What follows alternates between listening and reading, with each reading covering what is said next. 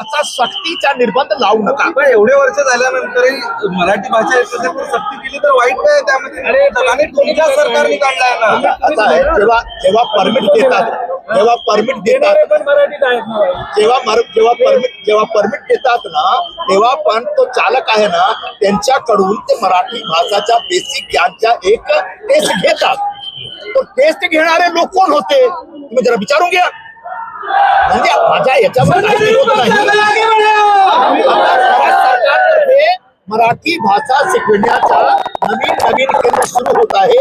गणपत पाटील नगर आणि मुंबईमध्ये जेवढे ऑटो चालक टॅक्सी चालक आता सगळे त्या स्कूलमध्ये जाऊन 12 तासामध्ये अर्धा तास देणार आणि मराठीच्या बेसिक नॉलेज घेणार. अच्छा, पण तुमच्या सरकारचा निर्णय आहे आणि जर तुम्ही या सरकारचा निर्णय असं नाही होत आहे की आता तुम्हाला मराठी येत नाही किंवा या ठिकाणच्या मराठी नाही, मी सरकारने तुम्हाला परवानगी महाराष्ट्र शासनाच्या निर्णयाचा मी विरोध करत नाही.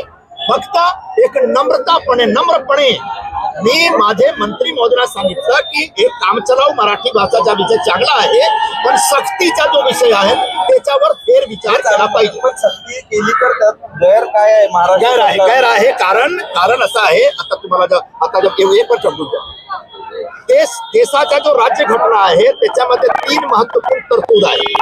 एक कायदा असा आहे की प्रत्येक राज्य शासनाला अधिकार आहे की स्वतःची भाषाचा प्रचार केला पाहिजे आणि महाराष्ट्र शासन चांगला करतो, एकदम कायद्याप्रमाणे करतो. पण दुसरा कायदा असा आहे की कोणीही व्यक्ती बरोबर कोणीही सरकार भाषाच्या नावाने जातीच्या नावाने भेदभाव करू शकत नाही. इक्वलिटीचा राईट आहे सर्वांना. दुसरा असा आहे की कोणीही या देशात कोणीही देशाचा नागरिक भारतीय नागरिक देशाच्या कुठल्याही कानाकोपऱ्यात जाऊन धंदा करू शकतो. त्यांना अधिकार आहे भारतीय नागरिक म्हणून. तो नागरिक म्हणून सर्वांना अधिकार आहे. तुम्ही त्यांच्या विरोधात काहीतरी भेदभाव करू शकत नाही भाषाच्या नावाने.